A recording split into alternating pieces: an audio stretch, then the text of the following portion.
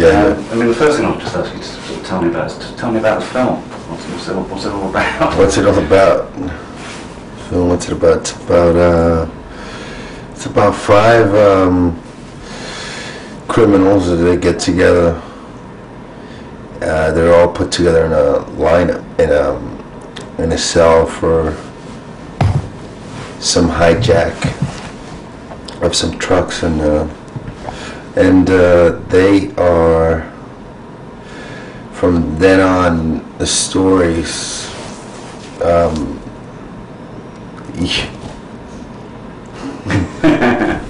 I'm sleeping still. That's all right. Okay. Yeah, Okay. Yeah, some of the dialogue in it, it might be Quentin Tarantino-esque, kind of like rude American, kind of dialogue, very fresh. But I don't think that it should be compared to Quentin Tarantino, but it can't help but be compared to it, because it's of its generation. I think they're the two styles that come from other styles from the 60s, 70s, and 50s, and you can go to the 40s in the film noir, where it's nothing new, really, But comparing it to Quentin, well, I guess it's just like people need to classify things, and how can we classify this film? Well, maybe Quentin Tarantino, 5 guys wrestle with dogs, funny, kind of like sick language. Okay, well, that's Pulp Fiction, and fast-paced, unorthodox editing, weird, cool characters, cool clothing, so they have to pinpoint it to something. So, during the actual production of the movie, what was it like to work on? Was it difficult? Yeah, it was difficult. It was difficult, and like any other movie that you do. But on the other hand, it was gratifying. Just like I think every actor did get along very well with each other, and then it became more of a fun thing to do. And the script was so good to start with that it was just a lot of fun to work with. There's a lineup scene. I don't think there's a master of that lineup where you can get to see every character in it. I don't think there's one take that you can see every character from the beginning to the end of the scene where there's going to be done in a straight face. At any given moment, one of the actors would break and laugh, and then the other would break and laugh. We'd never finish that day. We never finish a master where it was done seriously. Every time someone cracked. And I think it is in the film. I think they use it in the film. I think he used it very cleverly in the film, and it works very well. And what was it like working with Gabriel Byrne and the sort of British element of the Yeah, Gabriel was he's Irish, and but it was great. I love his previous work. I'm a big fan of his, and I'm working with Gabriel Byrne. But it was also Pete Postlethwaite, who was also like very English, stage actor. And my first day of working, he came in and he had about a page of dialogue, and he was working, and I was in that scene too, and I was sitting there, and there's Gabriel Byrne, there's Pete Postlethwaite, there's Kevin Spacey, Stephen Baldwin, Kevin Pollak. And I'm going like, what am I doing here? I haven't deserved it. I haven't earned it.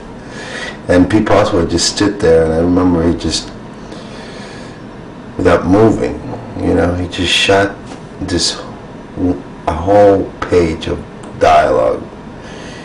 every time right on, you know, every time. He did it like maybe 10, 12 times, and he didn't miss a beat ever. It was just like wonderful to watch. I mean, there's this, I was saying to Brian just previously, that there seems to be this sort of tradition in American films, invariably to sort of cast British actors in quite evil roles at times. I mean, is that at all true with this film, do you think? Or well, the sort of well, that's funny that they civilized, suspicious sort of. that in a way is kind of like, at first that they cast the English actor. I thought they did that with like the ethnic, you know, groups more, but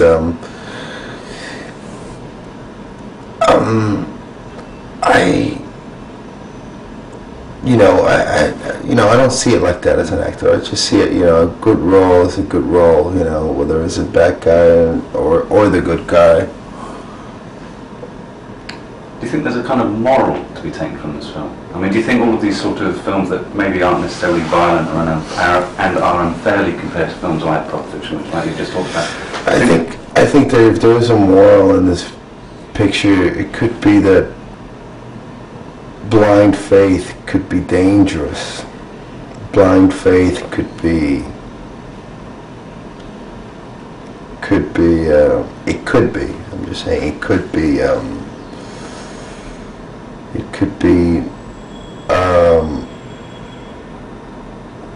blind faith could be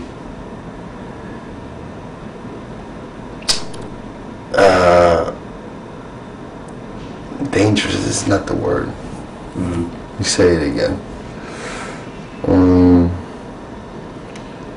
Blind faith could lead you nowhere, you know. Blind faith could lead you nowhere. Blind faith could lead you nowhere. Could lead you nowhere. Yeah, blind faith could lead you nowhere. Maybe that's a moral in it. The other moral is that truth is stranger than fiction, you know. You know, it's more like a game, you know. This is a movie. It's a movie. You know, it's a movie. It's like entertainment, you know. It's a movie, and I think that Brian did that. You know, he's just doing a movie here to entertain. He's not trying to like. You know, it's like any move, any table game in a way. You know, it's like entertainment or movies. Some movies like Steven Spielberg's, you know, say Jaws or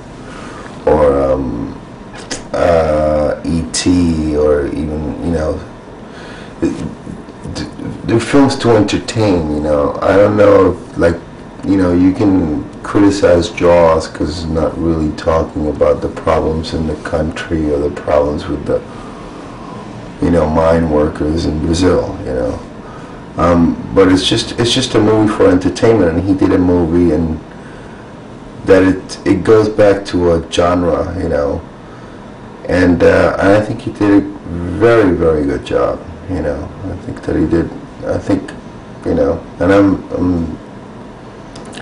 very happy of being proud of this film. I'm very happy of being part, even though I have a small part. But I'm very happy of being part of the film, and. Yeah. I mean, what was it like working with Brian? I mean, he's sort of a youngish director, second sort of main youngish director, manic depressive. No, he was great. He was just great. He was. I think he did the right thing with the actors. You know, I think he surrounded himself with like very good actors. He was very clever at casting it. Very, very clever. The way it was cast, you know, like he counterpunched with casting a type of actor on one role and another type of actor on the other role. And then he also, you know, he hired these actors and he gave them a chance to, especially with me. I came in with an idea and I gave him an idea that I think that 95% of the directors in Hollywood would have said, no way, you're not doing that in my movie. And he saw it as a challenge, and gave me all the leads and all the liberty to go on with the character, which is, in my opinion, respectful. You know. So he's quite giving. Yeah, he just had this trust. He just surrounded himself with people, and then he didn't back. You know, some people might put you in a film, and then they kind of like back up from their. You know, they put you in a film, and then you find yourself that you feel like you're not wanted in the film, even though they put you in the film and they wanted you in the film. While you're working, you're going like, you should have gotten someone else, you know. And he just like, you know, once he made that decision, he just went with it. And the same thing with ideas that would pop in for the character. You know, I heard that yesterday he was talking about Stephen, and you know, he said he did the same thing with Stephen Baldwin. You know, just like sat down with Stephen and talk about the lines, and you know, didn't hold the lines as he wasn't a dictator. You know, he was a socialist maybe type of director. You know. So do you think, finally, do you think it'll acquire sort of cult status, this movie? A what? A cult status? What's a cult? Kind of, it'll hang around for a while, and Brian was saying that he said before that people are going to see it kind of twice in America, and sort of builds up this loyal following that, you know, they'll slot alongside all these other movies that sort of will constantly have a sort of constant type of audience. Yeah, because we were talking about that. We were talking about, you know, is it a cult movie? You know, because there's some films like, you know, would you say Jim Jarmusch is a like Strangers in Paradise would be a cult film? I think I think The Usual Suspects is a bit more commercial than just a cult film. I mean, I think I agree that Bryan Singer can be a cult director, but I think his movie is a bit more engaging than just a cult film. I think, you know, would you call like Die Hard a cult film? It's kind of difficult. I mean, that's the kind of film where you suddenly cult with. Yeah, which is like it is a cult film in a way. You know, it's like a film in this building, and it's just a lot of shooting, and it is a good script, and it is a good movie, Die Hard. I mean, I liked it, but it is kind of like a cult film, but it didn't because it made money. So I think that if it doesn't make money, it'll be a cult film. Definitely a cult film. If it makes money, then it might be a bit more than just a cult film. Yeah. Bit of a hit. Yeah. What? Bit of a hit. Bit of a hit, yeah. Yeah. Yeah. Well, Which will be okay for me. Well, thanks ever so much. Yeah, you're welcome. That's cool. You're welcome.